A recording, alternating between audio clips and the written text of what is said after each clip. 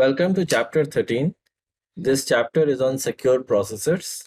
So, we will discuss secure architectures, and the background that is required is like this. So, we will need some of the concepts that have been taught in chapter 4 on out of order pipelines, namely issue, execute, and commit. Caches, of course, because protecting memory is one of the most important things that are done. And then simple data structures, we will mostly be restricted to linked lists and trees. That is all that is required. No cryptographic background as such is required, even though if someone has it, it's better. Whatever background that is required will be provided. So this chapter has four parts: data encryption, hashing and data integrity, secure architectures, so which is the main part, and of course a new class of attacks that is emerging known as side channel attacks. So let's first look at the classic problem of data encryption. We have two characters, Alice and Bob. So Alice sends an encrypted message to Bob and Bob sends an encrypted message to Alice. So what does encryption exactly actually mean? So encryption in this case basically means that if there is an eavesdropper, if there is someone over here who's taking a look at the contents of the message, then that person will not be able to figure out what the original message was by taking a look at the contents of the encrypted message. So this is also known as confidentiality, which means that the data is encrypted and the original data cannot be inferred or recovered from the encrypted text, but of course Bob can recover it, right? And similarly, something that Bob sends, Alice can recover. So there is one more attack that is possible, that is called tampering. And the property that protects against tampering is known as integrity. This basically means that, let's say, whatever Alice sent, no bit has been flipped, changed, tampered by someone in the middle. So whatever Alice has sent, okay, so let's say that Alice sent 100 bytes or 100 gigabytes, it doesn't matter. Every single bit as it was sent is received by Bob.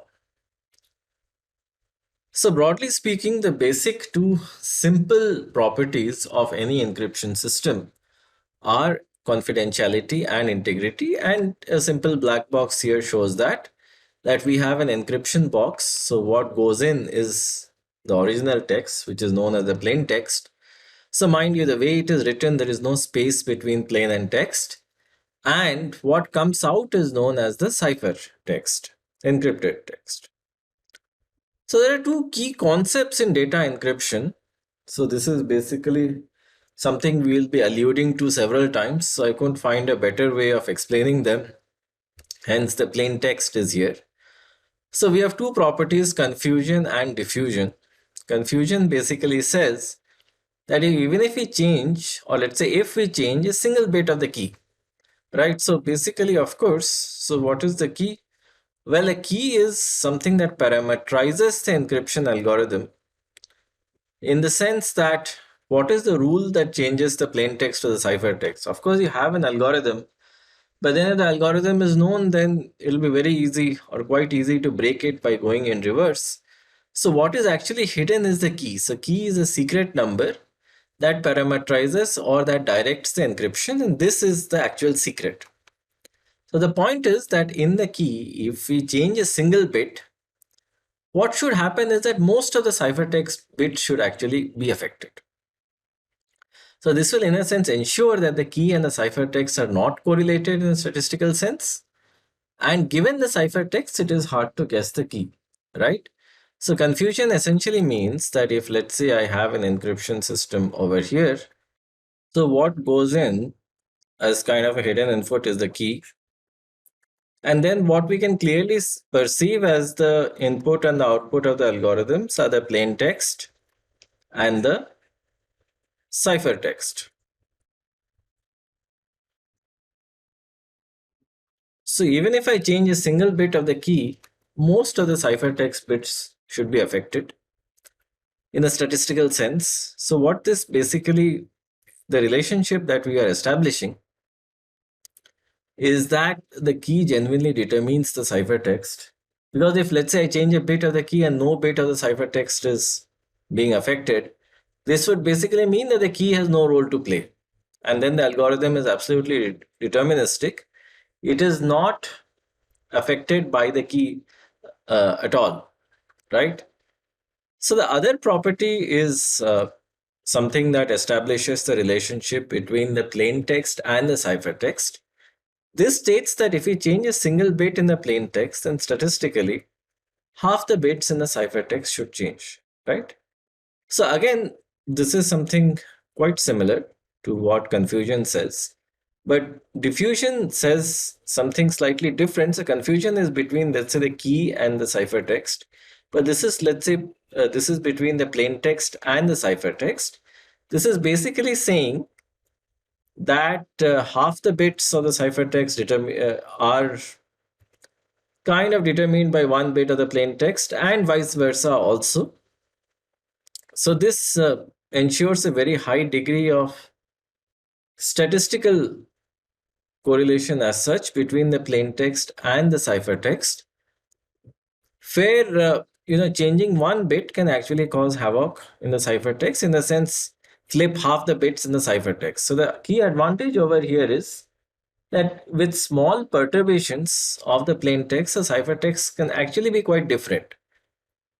Which means if I look at this problem from the other side, the two ciphertexts which look similar, their plain text actually can be quite different. So from the similarity of ciphertexts, I cannot infer anything at all about the similarity of the corresponding plain text. So this is something that diffusion would ensure. And what confusion would basically ensure, if I, let's say, if you give me a chance to again come back to confusion, is that if, let's say, for the same plain text, two ciphertexts are more or less the same, right? So let's say, I have two encryption algorithms, same algorithm, keys are different. Two ciphertexts are more or less the same. That will not tell me that the keys are the same. Keys are more or less the same, because in a key also, if I change one bit, here also statistically half the bits in the ciphertext should change. So this basically increases the distance between the key space and the ciphertext space. So keeping these two properties in mind, namely confusion and diffusion, let us proceed. So there are two kinds of ciphers. So what is a cipher? A cipher is an encryption algorithm. So the two most common kinds are block ciphers and stream ciphers. So if I take a large message, what I can do is I can divide it into blocks of 128 to 256 bits, which alternatively is 16 bytes, 16 to 32 bytes. So I divide them into blocks, and each block I encrypt it separately. So I encrypt the data block by block. The other approach, which is known as a stream cipher, is basically I typically consider data byte by byte. And what I do is, based on the key, which in this case is like a seed of a random number, I generate an infinite sequence of pseudo-random numbers. So the ciphertext is a XOR of the nth plaintext byte and the nth random number that is generated. So you can think of this, so as the name suggests, it is a stream cipher, in the sense that we have our plaintext bytes and we have the bytes that our pseudo random number is generating. We just compute a XOR of them, and out comes the ciphertext bytes. All right. So let's say at the other end, which is when we are decrypting, we can again generate the same sequence of pseudo random numbers, XOR them, compute an exclusive OR with the ciphertext bytes to get the corresponding plaintext bytes. All right. So we will discuss one algorithm each from the space of both block ciphers as well as stream ciphers. So one of the block cipher algorithms that we will discuss, it is called AES, and AES is extremely popular. So AES takes three key sizes. 128 bits, 192 bits, and 256 bits. So what we do is, of course, we take the plain text, divide it into sizes equal to the key size, that is the block size. And of course, for different key sizes, the algorithm in this case runs in rounds, and the number of rounds is actually different. So we will consider this as a running example in the rest of the lecture. So this takes 10 rounds. And then with 192 bits, we use more rounds, 12, and with 256, we use 14 rounds. So what are the key steps in AES? So as I said in the previous slide, our running example will consider a key with 128 bits. And let us also consider a piece of text or the block with the same length. So then 128 bits is nothing but 16 bytes. We divide it into 16 blocks, 1 byte each. All right. So if, given the fact that we have 16 bytes, we divide them into 16. So of course, I'm slightly playing around with the terminology of block over here. So in this case, block is one of those 1 bytes each. And here, what I do is I arrange these bytes, these 16 bytes, in the form of a 4x4 matrix. All right. So I number them from 0 to 15, the 16 bytes. So this is just a plain text that is going to be encrypted. So I arrange it like this: B0, 1, 2, 3, 4, 5, 6, 7, 8, 9, 10, 11, 12, 13, 14, 15. This is known as the state of the algorithm. All right. And so the state of the algorithm is something that will change over the rounds. And the final state will actually become the ciphertext, which can be read out very easily. We will just read out the bytes, 0, 1, 2, 3, 4, 5, 6, 7 in that order, and that will become the ciphertext. So in each round, so recall that for 128-bit AES, we have we have 10 rounds. In each round, we'll have 4 operations. With some exceptions, the last round is slightly different, but let's say more or less, we'll have 4 operations per round. So operation 1 is sub bytes. Sub bytes is nothing but substitute bytes. So let's look at it from a commonsensical point of view. If we just mangle the bits, and let's say my plain text is all zeros, even after permuting and mangling the bits, it will still be 0. So I need to introduce some more ones. To do that, what I do is I read each byte bi in the state, which is this matrix over here. I access a table known as the S box, the substitution box, where given the value of this byte, and of course, how many values can a byte take? It can take 256 values. So based on the value of the byte, I access the sub box. I find out what is written for the entry corresponding to this byte. And let's say, CI is written. Then I just replace. So this is known as the substitution operation. So this basically ensures that you have a lot of zeros in the plain text. Then we statistically at the end, we want to have 50% zeros, 50% ones. And this is how we will get there. Then we'll do some shift operations. So what we will do is we'll left rotate the ith row by I positions. So let's say that this is the ith row and we want to left rotate it by 2 positions, and both of them will come here. So what we will have is we'll have 4 and 5 because they come to the end, and then we'll have 2 and 3. So we just do the left rotation, which is nothing but left shift and move the byte that was shifted out into the rightmost position or the least significant position. So this is known as shift rows. Second operation. There are 2 more. The third operation is mix columns. So the previous operation was row wise. Of course, the first operation was substitution, where we are changing the content itself. The second operation was when we do some amount of movement row wise. This third operation is where we do some amount of movement column wise. So we take the 4 bytes in each column, right? And we modulate, multiply it with a matrix. All right. So, well, that's not very hard.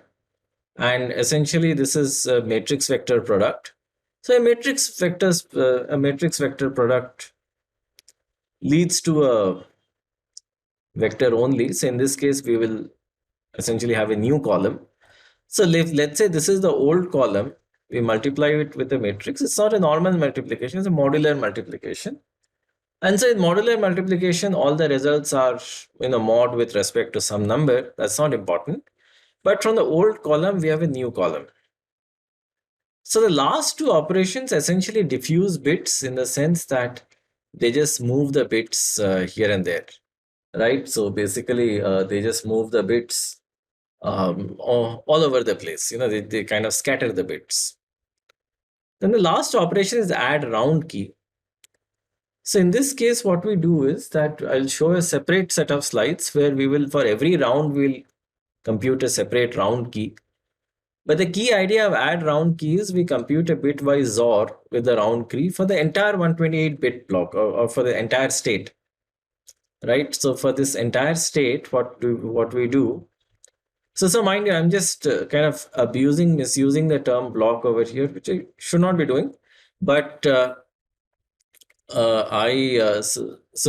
this case, of course, the 16 bytes are over here. And these 16 bytes we have been referring to as a block in the algorithm, which I'll keep on doing. Occasionally, we may take the liberty to use the block for some other term, but broadly speaking, the block in the case of AES will always refer to the 16-byte chunk that we create, right? So that's a 16-byte block. So what we do is once it has been arranged in this fashion, the add round key operation will compute a dedicated 16-byte number for a given block, and we will compute a XOR. So essentially, this is the state of the algorithm, let's say at the beginning of a round. Then it goes through the first three operations. So then let's say it becomes state S dash. And then we compute a XOR operation with, let's say, the round key for the current round. How the round key is generated is a separate matter. We'll discuss that later. And then we arrive at a new state. So this becomes a new state after these four operations. The current round is finished. Then we will go to the next round. So as you have seen in the previous AES protocol, the protocol that was presented in the last two slides, it's kind of simple. So we take plain text,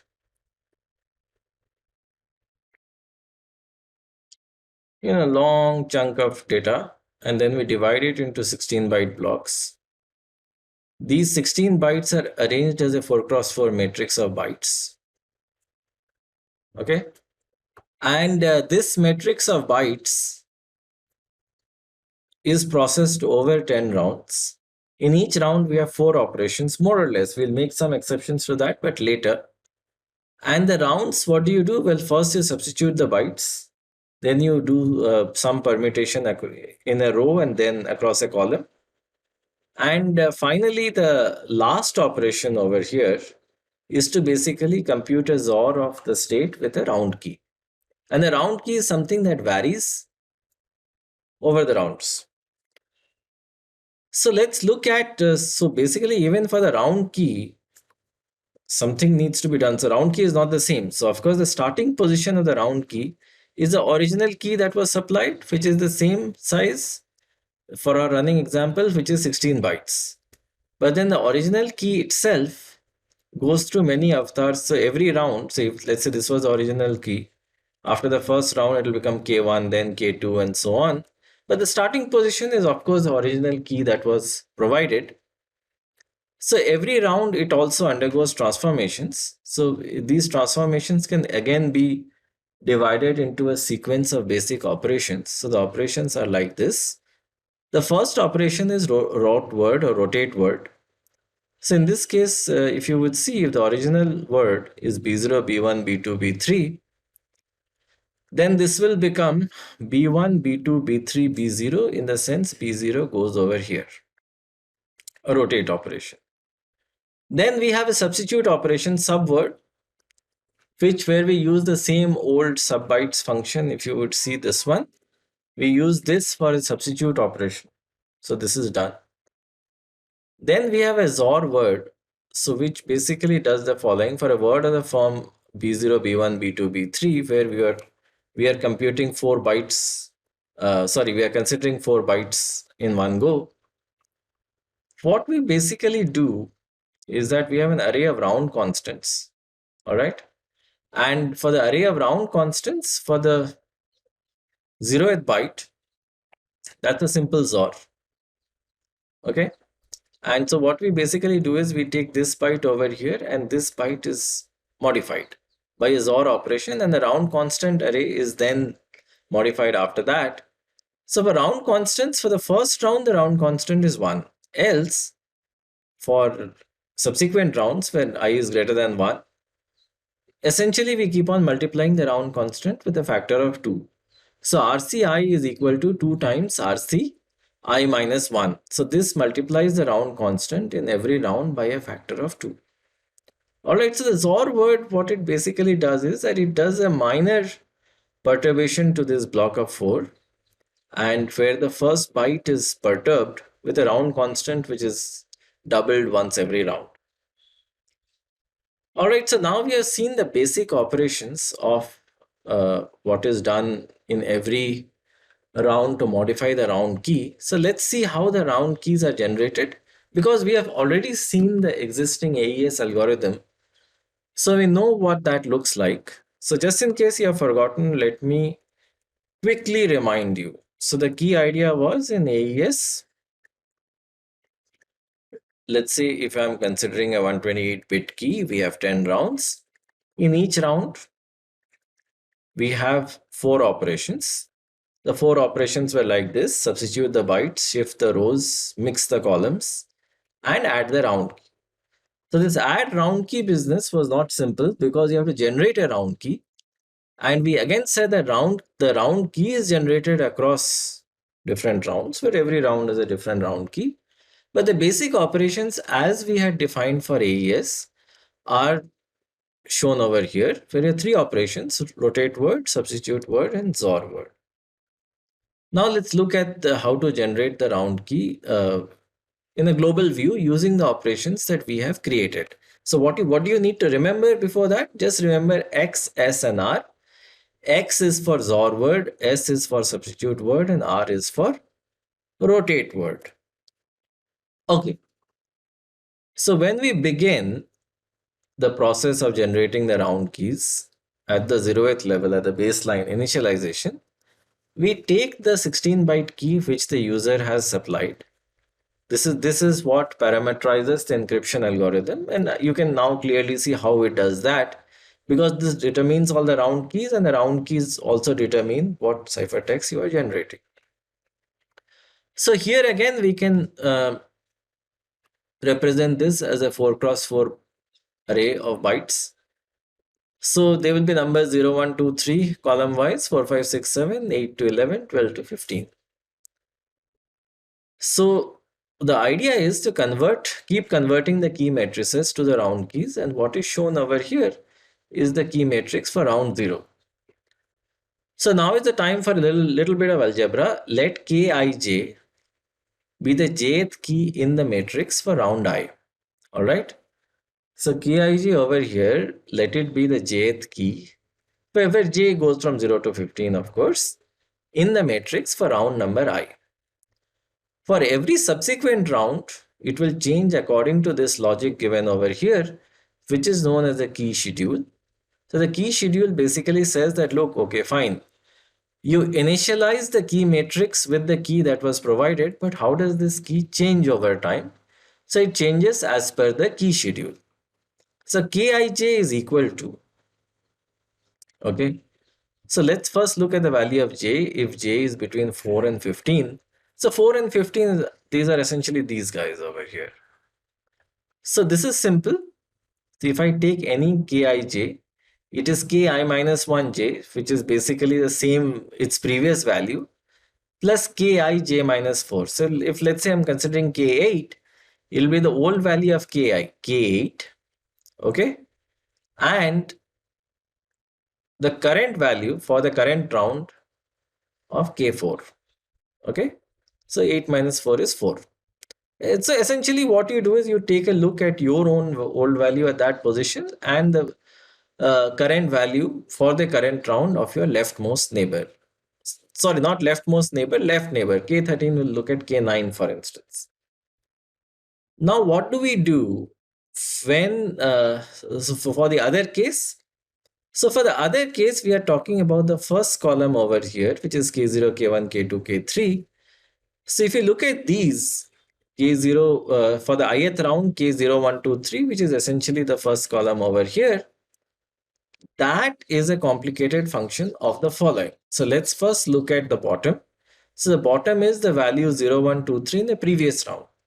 So given the fact that we have initialized our rounds vary from 1 to 10, and this is the status of the key matrix, the original key is initialized to be the key matrix for round 0. So of course we always have everything defined over here. So in the first round, this 0, 1, 2, 3 are just the first column of the key matrix for round 0, but subsequently it will change.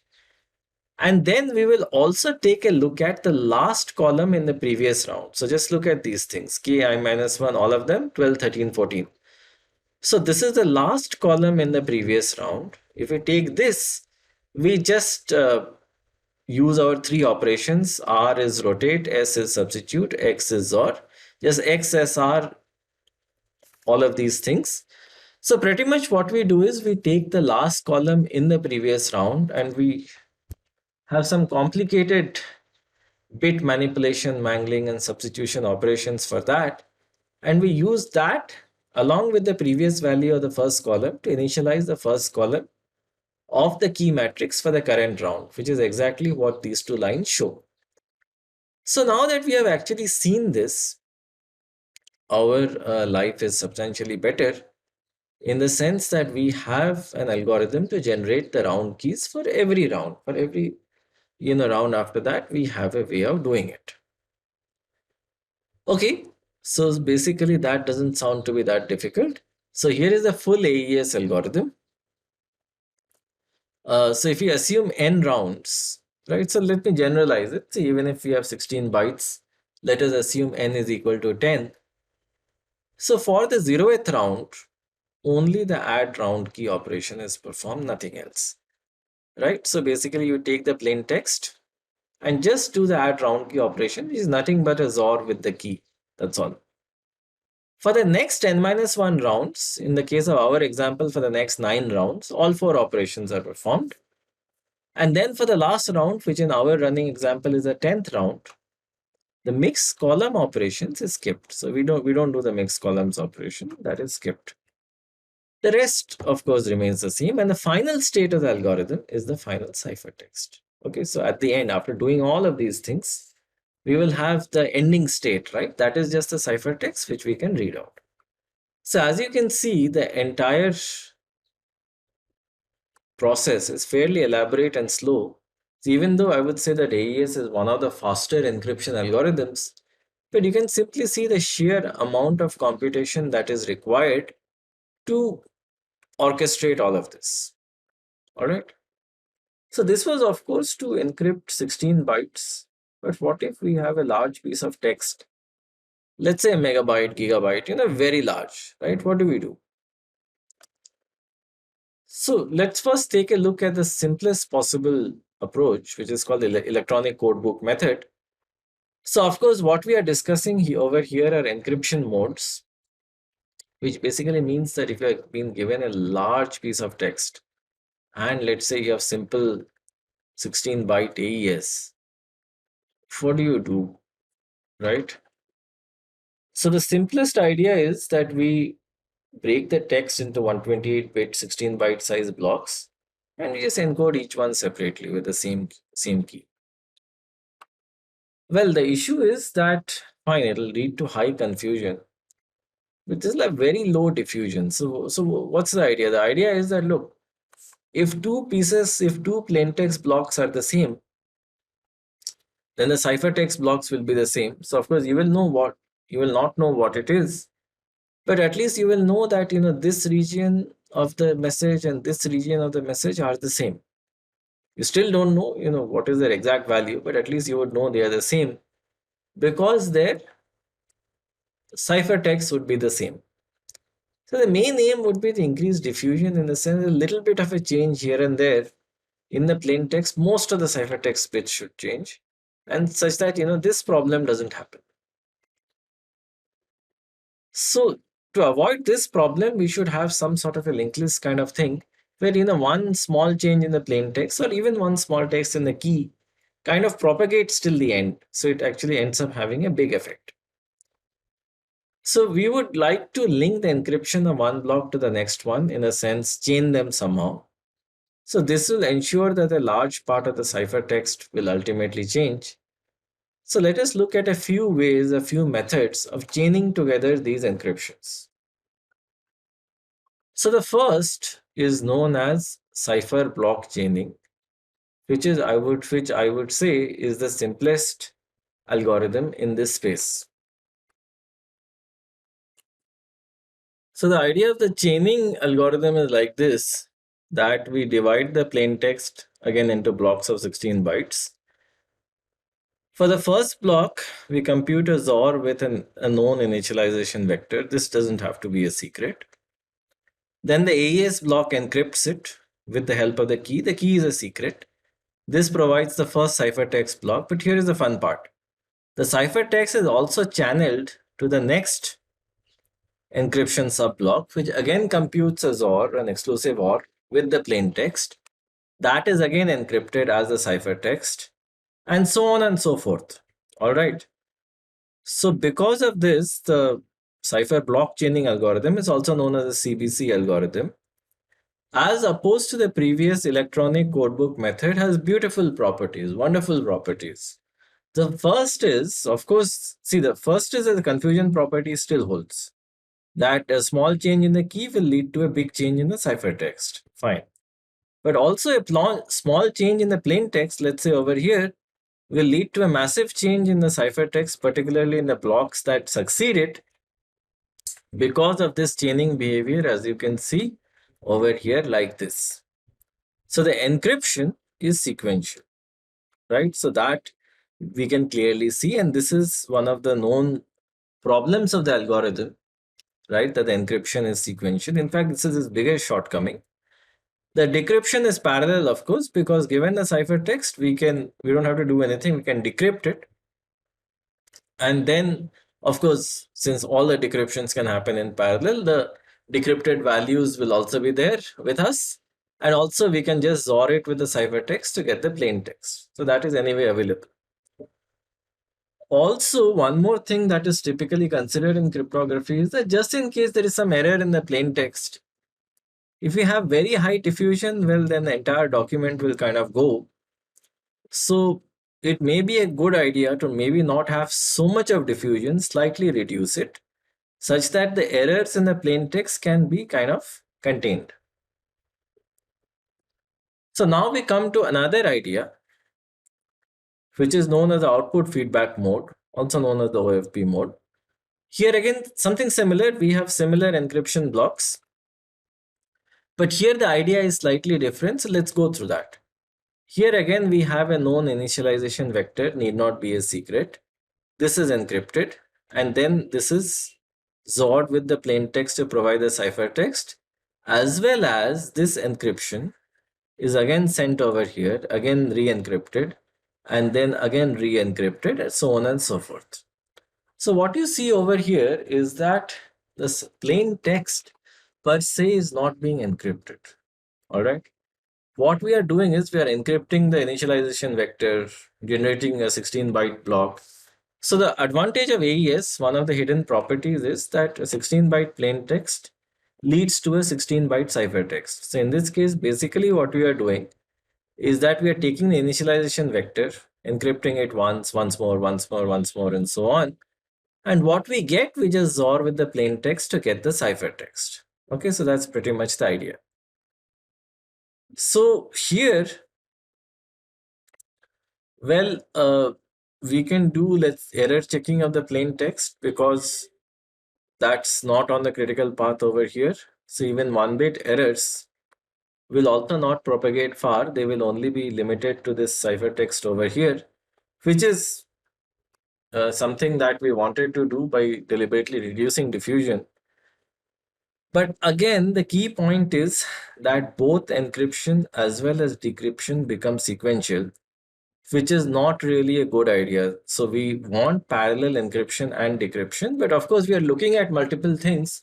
We are still kind of in a dilemma, so we are not being able to make up our mind what exactly we need and what we don't need. But clearly the factors we have considered are the sequentiality or parallelism of encryption decryption. How much of diffusion do we actually need, in the sense that it would be good idea to have as much of diffusion as possible, but also plain text by its nature may have errors, and it may be necessary to either contain the errors or to simultaneous error checking on the plain text.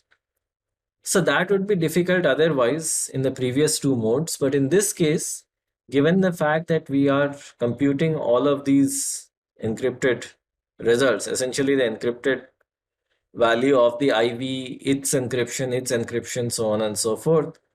While this process is going, we can in parallel check the correctness of the plain text, assuming there is a way to do so.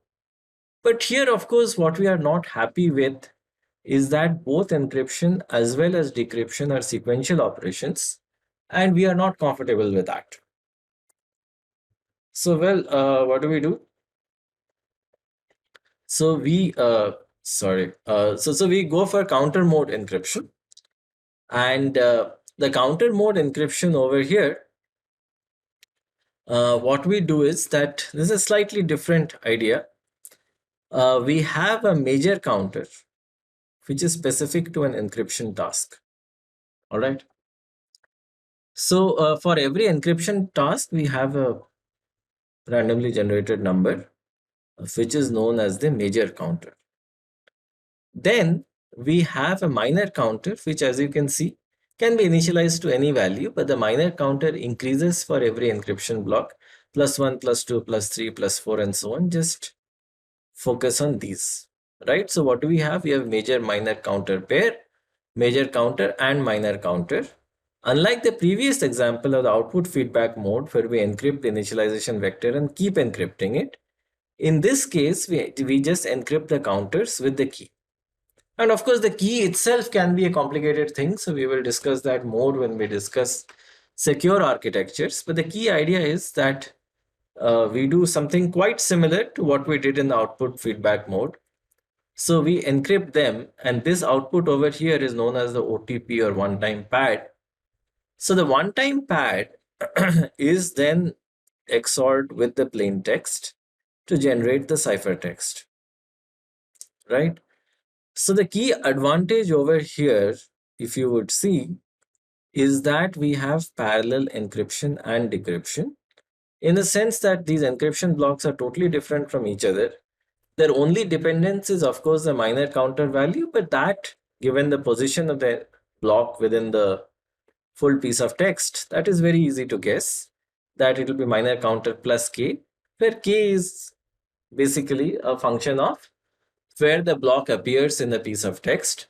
So with that, we can do all of these operations in parallel, right? So this is something we really like. And of course, there are good confusion properties as well as error tolerance properties. Okay, fantastic. Confusion properties are there because, again, we are using AES, and the error tolerance is great. So that is why counter mode encryption is typically what is used. So now we have finished describing AES. So AES is the Advanced Encryption Standard. That's what AES stands for. So now we will discuss the RC4 stream cipher algorithm, which is arguably the most popular stream cipher algorithm. So RC4 is known after cryptographic pioneers. So it's called Reversed Cipher 4. So that's a kind of a technical name, but the key idea is quite simple. So the idea is similar to the output feedback mode and counter mode encryption, where we have a stream of pseudo-random bytes. So we used to refer to that as the OTP over there. So let's maybe still refer to it as the OTP, but it's the OTP byte. And then we have the plain text byte. We XOR them. That produces the ciphertext byte. All right. So here we generate an infinite sequence of pseudo-random numbers based on the input seed. And then the infinite sequences is just XORed with the input bytes. So that is encryption. Decryption is pretty much the same like encryption. It's just that instead of the ciphertext byte, we use the, instead of the plain text byte, we use the ciphertext byte. And then an XOR operation basically gives us the plain text byte back.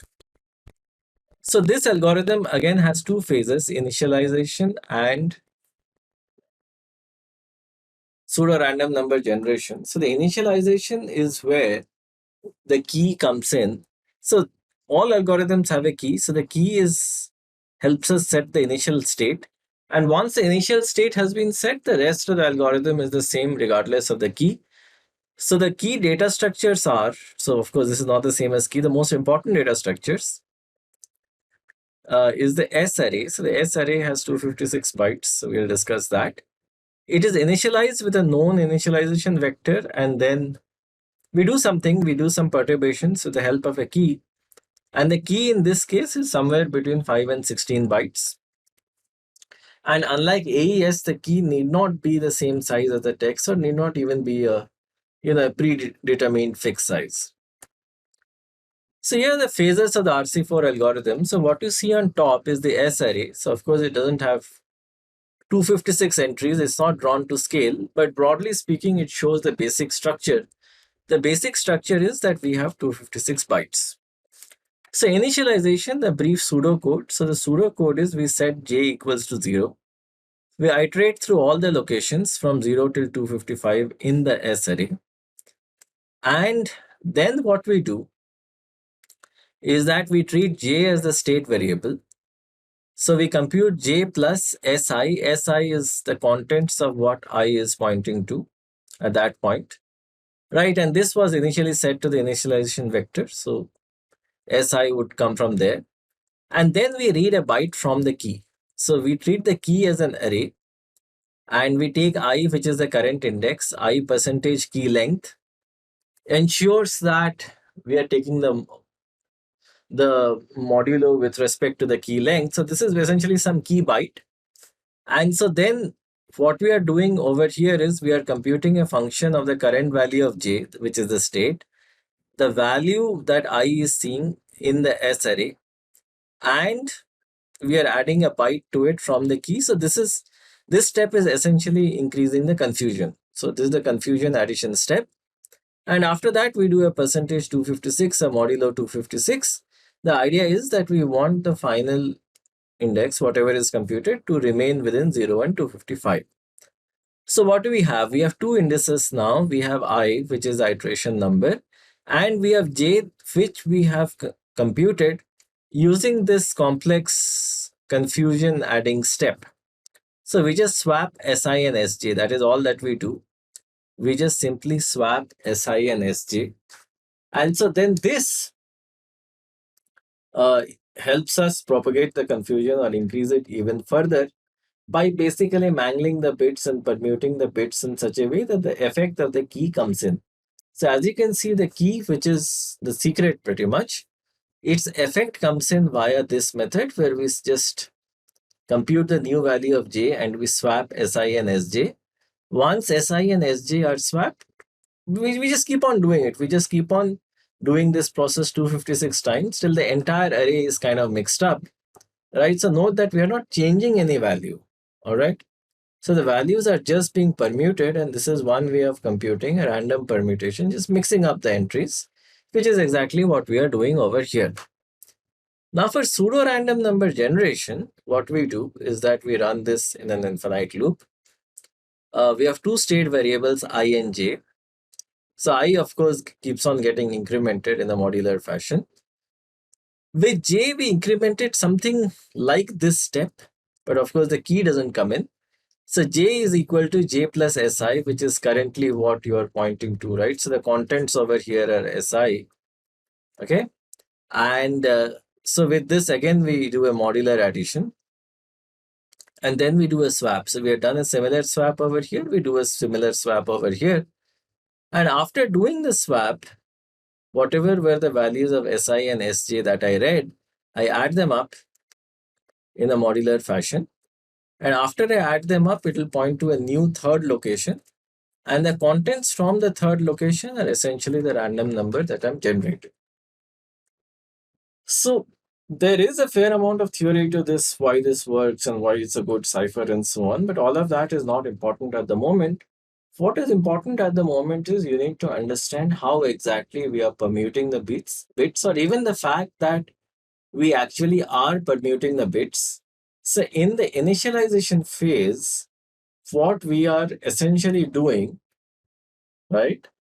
What we are essentially doing is that we are just permuting the bits, right? And also taking the key into account. But in the pseudo random number generation phase, we are not taking the key into account. We are doing swaps, and then we are reporting one of the values in the S array as the final output. So this is shown graphically. So if you would see, the first step is we do the swap, which is step 1, right? This swap over here.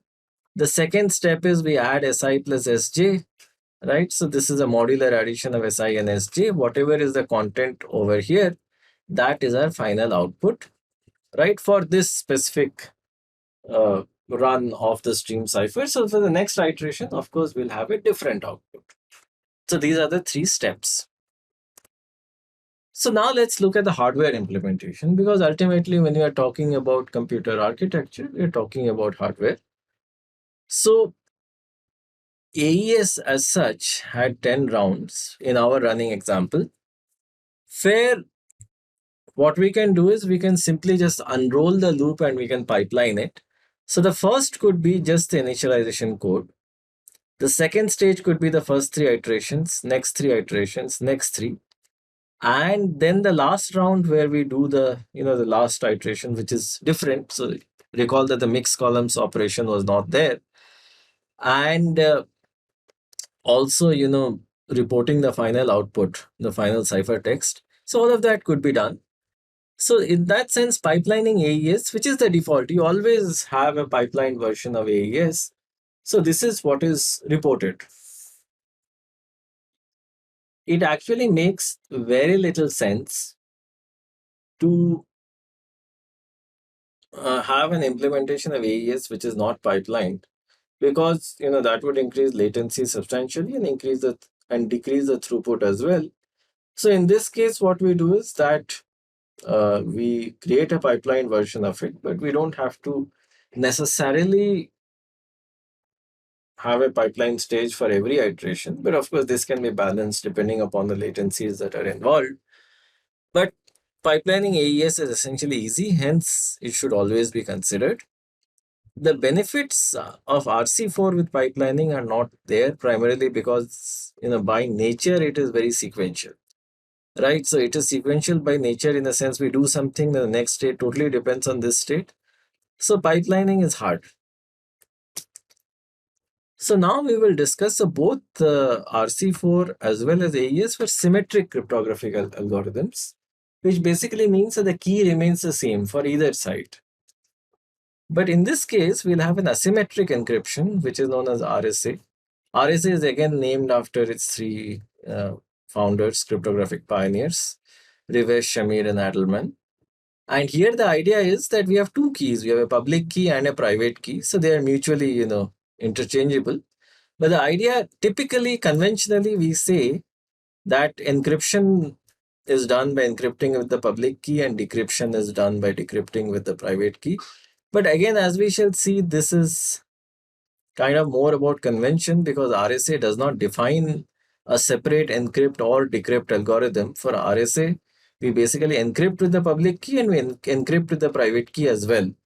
But for, let's say that encryption with the private key is also called decryption. So, the little bit of a confusion between actual math and tradition is there, but that will be resolved when the time comes. But let's explain this with a simple example. So let us convert any message to a number m, and this can be done quite easily. There is no difficulty in that. We can just consider, let's say, the first 50 bits, 48 bits, and we can convert that into a number, or we can just consider the first 64 bits and convert that into a 64-bit number. Not an issue at all. Once, a chunk of the message has been converted to a number, then we can do some number theoretic operations on it to essentially encrypt it. So what we will do over here is that we will look at an example, we'll not derive the theory. So for computing the key pairs for doing encryption and decryption, here is what we do. So we start out. So of course, so let's for the time being, forget the fact that we converted the message to a number and that number is M. We'll discuss this later. But let's first see how we create the public and private key. So to create it, well, it's not very hard. What we do is we first find two prime numbers, which should be fairly large. So let's say P and Q, they are 59 and 67 respectively. So then we compute a number N, which is the product of these prime numbers. In this case, it is 3953. Now what we do is that, so here is the fun part, we compute P minus 1. So P minus 1 will be an even number, right? So we are considering large primes. And similarly, Q minus 1 will also be an even number with a large prime assumption. So we compute their LCM. And so the LCM in this case is clearly not their product because at least they have a common factor, which is 2. But that's okay, whatever it is. In this case, it's LCM of 58 and 66. So let lambda n denote the LCM. The LCM is the lowest common multiple. Okay. So let's compute the lowest common multiple, which in this case is 1914. Now here is where we have to do some amount. So this is a time consuming operation, but not that much. There are fairly efficient algorithms for this as well. We choose another number E such that E and lambda n are co-prime in the sense other than 1, they don't have a common factor. So what I did is for this, I wrote a program, but of course, more efficient methods exist. So in this case, what I did is I wrote a program and that said that, look, E is 31. 31 and 1914 do not have a common factor. Now we compute another number D such that D times C minus 1 modulo 1914 is equal to 0. In the sense that D times C minus 1 is divisible by 1914. So for this, what you need to do is you need to consider a fair number of combinations, but so I had anyway written a program to do that. So once I did that, the value of D that comes out is 247. So 247 times 31 minus 1 is divisible by 1914, which is the LCM of P minus 1 and Q minus 1. Now let us forget about the original P and Q. It doesn't matter.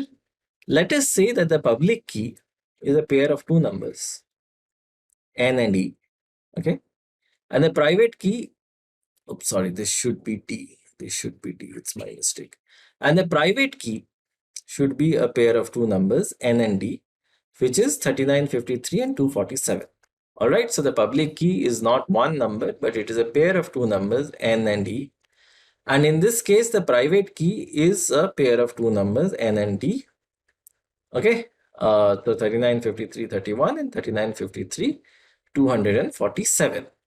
And the combined key, which of course we'll never disclose. So I'll again, I'll come to the point why we call the public key public and the private key private.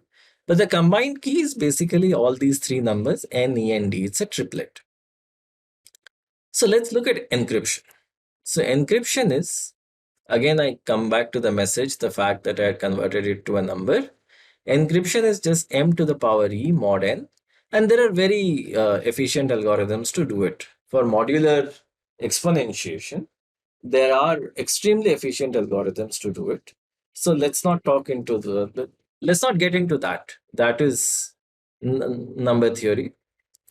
And similarly for decryption, this will be M to the power D mod N. So recall we have three numbers, right? N, E, and D. So N and E are used for encryption and N and D are used for decryption. So decryption is the same M to the power D mod N. So decryption can be thought of as encryption with the private key, right? So no issues in that, and that is actually the way that we should look at it. So if I let me give a name to these operations. So the first operation I'm calling E, the other operation is D. So what we will see is that encryption and decryption are commutative. So this is the first and most important property. In fact, the heart of RSA lies over here. E D of M. So what I can do is I can encrypt it with the private key, and then I can kind of decrypt it, which is the same as encrypting with the public key. So I will come to this message, which is M.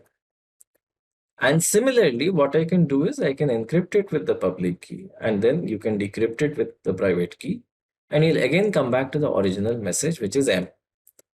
All right, so just so that the slide is not cluttered, let me erase all the ink and go through this once again. So in this case, encryption and decryption are symmetric operations. So EDM, of course, is the original message, which is the same as DEM. Okay, very important, very important. So don't go beyond this unless you understand all the implications of this equation. So now, why is the public key called public? Well, it is called public because the idea is very simple that, well, if you want to send a secure message to me, then I just advertise my public key. Then what you do is you encrypt the message with my public key. The moment I get it, I decrypt that with my private key. But as I said here, encryption, decryption is the same, but D basically means for private and E means for public. So I use my private key to open up the message and I get back the original message. And clearly private means only I have it and nobody has it. So with this mechanism, anybody can send a secure message to me and I will be able to read it. So this is exactly the way email sites work. So what your browser does is that the moment you type an email, your browser encrypts the email with the public key of the email site, whatever it may be, Gmail, Hotmail. And since Gmail has the private key, Gmail can happily decrypt it. The advantage is that if anybody is sitting in the middle, that person can't see the contents of your email. So we can either encrypt and then decrypt or same as decrypt then encrypt. But as I said, encryption, decryption are terms which are borrowed from the AES terminology. But essentially, what we should say is encryption means encrypt with the public key and decryption means encrypt with the private key. All right, as simple as that. Now there is more to it. So there is a very important property. So we can have something called a digital signature, which is a digital analog of a manual signature. So assume that Alice encrypts a message with her private key. Then Bob can use Alice's public key to verify that the message has indeed come from Alice, if he already knows the contents of the message, that is. So what is the key idea of a signature? The idea of a signature is that I write something and then I sign below it. The moment I sign below it, anybody who's reading the document gets convinced that I have written, I means me, right? Your author who's narrating. I have written this message and I attest its contents. So this is something that can be done in a digital world as well, where Alice will simply encrypt it with a private key. And since the private key, Alice's private key is only there with Alice, nobody else has it, there is no reason to be suspicious. And anybody can verify that this message has indeed come from Alice because Alice's public key is visible, it's public. So then all that you need to do is you need to do this operation. All right. You will get back the original message. And if you know what this message is, in a sense, if let's say the message is supposed to contain just Alice, then fine. This will basically tell you that Alice is the one who had signed it. So this message or messages of such type contain or are said to be Alice's digital signature. In a sense, they clearly verify to the whole world that nobody else could have sent it other than Alice, because nobody else has the possession of Alice's private key. So let's look more at digital signatures. So what is the aim of a signature? Well, it's to prove to the world the signer was aware of the contents of the document and wholeheartedly endorses it. And the signer is whoever he or she says, right? They actually are. So what are the properties? The property is that it should be verifiable. In the sense, if Bob has signed it, the entire world should be able to verify that Bob has indeed signed it. And the way to do that is that the Bob signs it with his private key, or rather takes the message and encrypts it with his private key. So whoever has a doubt can pull Bob's public key from the internet and then use it to open up the message. And let's say if you know the contents, if there is an agreement that any signature should have it has been signed by Bob written at the end, if that is written, then you are more or less sure that Bob has done it. Right? Why did I say more or less sure? Well, the reason is that all of these are not 100% accurate. There is a minuscule, tiny chance that somebody else could have done it, but that is an abysmally small number, which should not be considered in any practical use case. So this, of course, should be able to protect arbitrarily large pieces of text, which it does. Okay. And it should also be clear that Bob has read and processed it, which in this case it is actually doing because the entire message is being signed. Or let's say a part of it is being signed. And the part that is being signed clearly indicates the message that Bob has attached along with it. And you know that, for sure Bob is the originator of this message. So this is the same thing. This figure over here basically says we have the original message. So we encrypt with Bob's private key. This becomes the digital signature. And again, you use the public key to open up the message. And then if you see the original message, and so one thing that is implicit, which is typically not explained, but I would like to kind of make that explicit, is that the moment you open up a digital signature, you should know for sure what exactly is contained there. Right? See, there is no point in me verifying a signature unless I know what the original signature actually is. So the digital world is quite similar. You should know what to expect.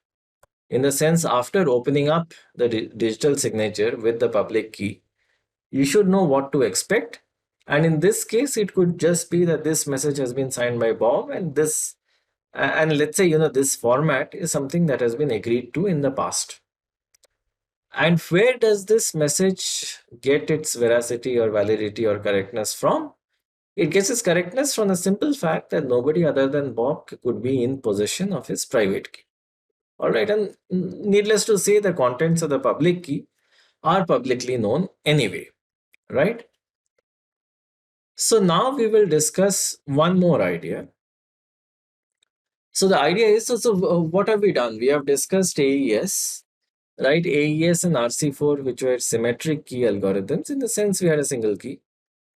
Then we have discussed RSA. RSA is a very advanced and flexible algorithm, which actually has two keys that operate in a commutative fashion. The advantage of AES is that it is a very simple algorithm which can be implemented in hardware quite easily and quite quickly as well.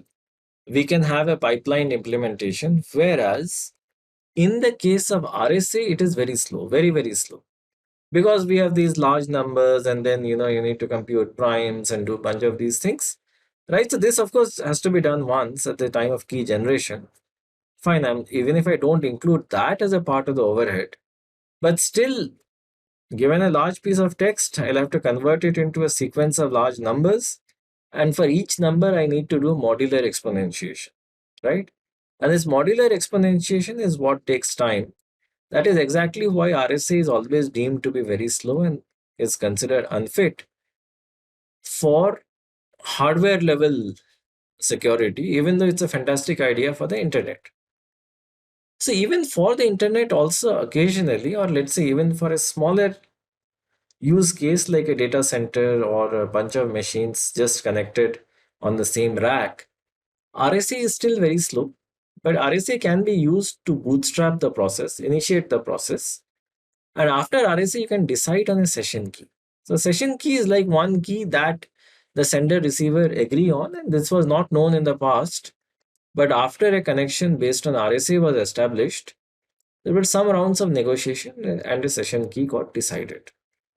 Once that has been decided, we can use the faster AES algorithm to do all the encryptions and decryptions based on the session key, and then we can forget about RSS. Sorry, we can then forget about RSA. All right. So the key point is that how do you decide on a session key? So deciding on the session key can be done in one way, that with RSA you establish a session and then let's say one person proposes and the other accepts, and that's how you set it up. There is also an algorithm called Diffie-Hellman key exchange where even if there is an eavesdropper who can just listen but not tamper with the message, it is perfectly possible to set up a shared session key unbeknownst to the which is unbeknownst to the unknown to the eavesdropper. So the idea is very simple. For this, Alice and Bob have to pre-decide, in the sense decide in advance, two shared numbers P and Q. All right. They're typically prime numbers. So basically, these two numbers P and Q have to be decided and shared in advance. Once that is done, you don't even have to go through this complicated RSA mechanism to rely on a shared, to create a shared session key. Here is what you can do. Alice generates a secret number A, Bob generates a secret number B. Which are their individual secrets? Alice computes Q raised to the power A mod P, and we will call this message capital A, and this is sent to Bob. Bob does the same, computes Q raised to the power B mod P. All right. So of course, note that A and B change. So Bob computes capital B, which is Q raised to the power B mod P, and that is sent to Alice. Okay.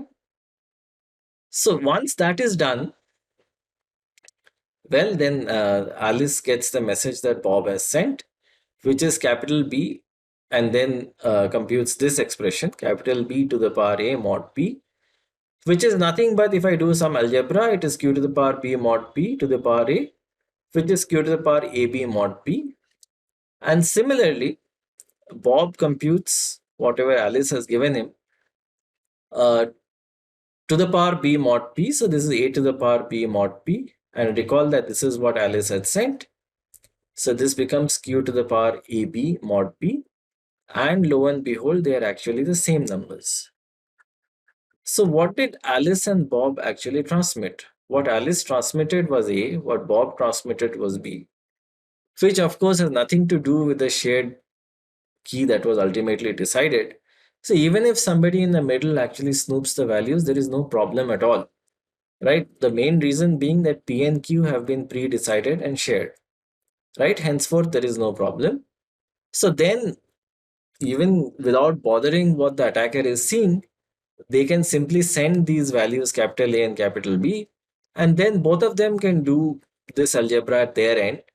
And after that, they can come to a common number, which is Q raised to the power AB mod P. And this common number can be thought of as the shared session key. So this is how you can establish a shared session key without actually relying on a complicated and time consuming RSA based mechanism. Instead, what you can do is that just with pre-sharing two numbers, it is possible to establish a shared session key. So both essentially compute a key without sending any secrets over the channel, and they can do this as many times as they want. Subsequently, once a shared session key has been computed, AES or RC4 can be used to exchange regular encrypted traffic. So we have finished the first part here. That will also complete the first lecture. So then we will move to the second lecture. So in this lecture, we essentially looked at data encryption and fundamentals of cryptography. In the next lecture, we will look at hashing and data integrity. Finally, all of these concepts will be used to build and secure a practical, trustworthy, and secure architecture.